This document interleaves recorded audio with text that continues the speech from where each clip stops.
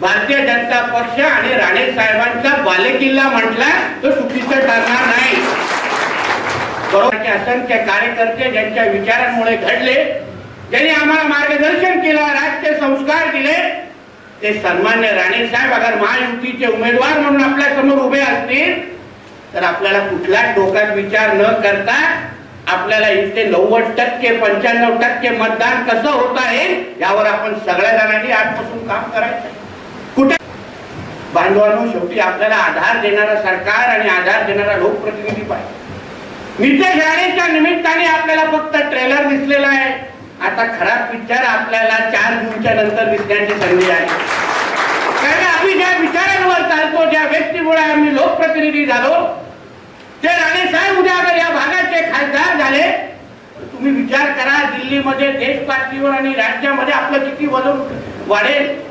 कुठल्याही गोष्टी आपल्याला मागायला लागणार नाही।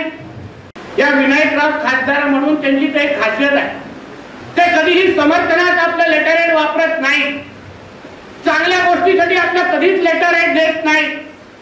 मी तुम्हाला किमान 10 तरी उदाहरणं या मतदारसंघामध्ये दाखवू शकतो की विनायक राऊतांनी आपला खासदार म्हणून लेटरहेड हे विकास कामं थांबवण्यासाठी वापरलेली आहे। त्यांनी आम्हाला सांगावं की हे लेटरहेड त्यांचं आहे की नाही। 2019 ला 2024 ला भारतीय जनता पक्षाची मतं अगर या विनायक राऊतांना अगर जोडली नसती तर हे खासदार म्हणून तुम्हाला कधीच दिसले नसते। ही परिस्थिती या माशांची आहे।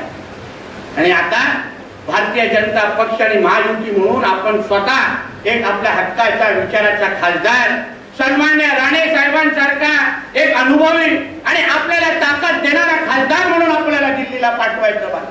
काही मागे पुढे बघायचं नाही, आपल्याला ताकदीने राणे साहेबांना संदेश द्यायचाय की साहेब हा वैभववाडी तालुका किंबहुना हा कणकवली देवगड वैभववाडी मतदारसंघ हा तुमचा बालेकिल्ला आहे आणि तुम्ही जेव्हा 4 जूनला आहे तुमचं मतदिक्या बघाल तेव्हा त्याच्यातलं 70% मतदान हे आमच्या वैभव विधानसभेतून असेल। हा शब्द मी राणे साहेबांना या निमित्ताने देतो।